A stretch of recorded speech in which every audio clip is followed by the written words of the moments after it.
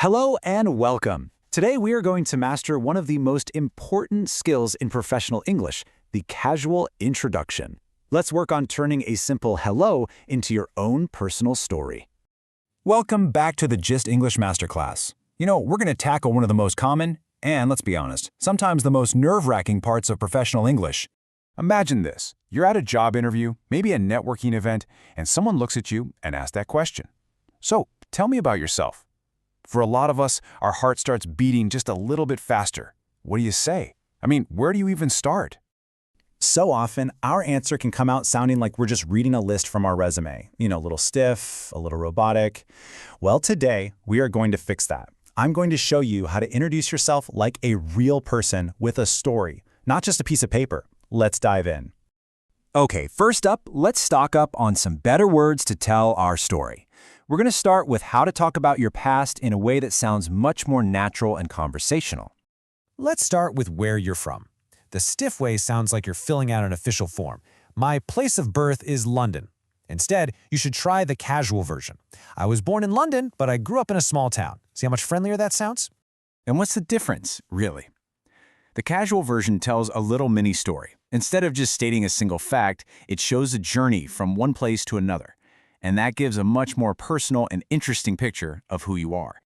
Next up, let's talk about education. Instead of the super formal, I obtained a bachelor's degree, a much more natural way to say it is, I went to school in Manchester. I did my bachelor's in economics there.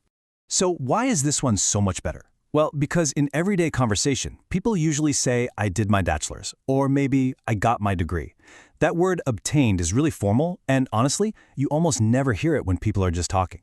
And finally, for this section, let's talk about how you started your career. The stiff version is, my first job was as a junior analyst. But a smoother, more casual way to say this is simply, I started work as a junior analyst. This phrasing is great because it works like a bridge. It creates a really clear transition, and it signals to the listener that, okay, we're moving from the education part of the story to the professional one. It's a simple and super effective way to guide them through your timeline. Okay, so now we have the right words in our toolbox. Let's see what happens when we put them all together. We're going to watch a stiff introduction transform into a smooth, conversational one. Listen to this first example.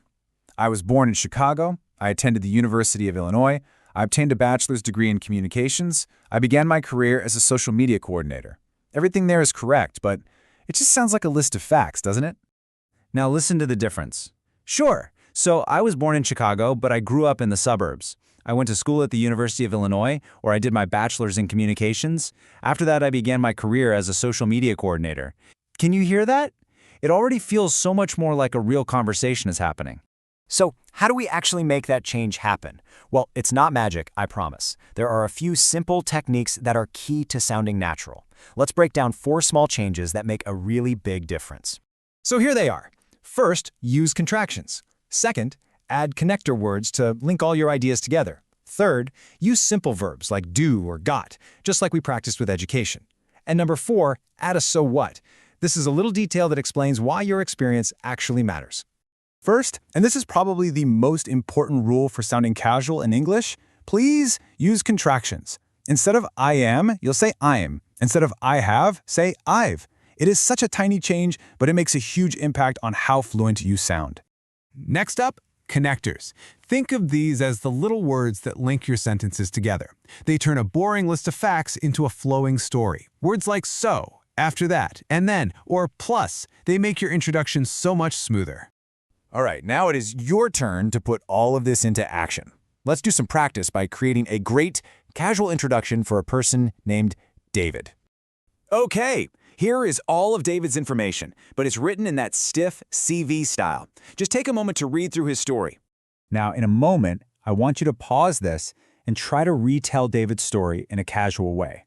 Use all the tools we talked about, contractions, connectors, and our new vocabulary.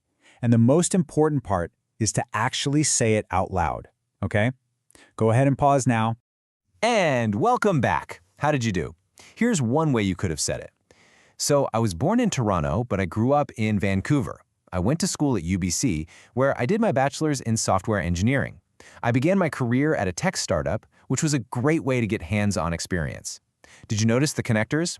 And that final detail about getting experience? That is the so what.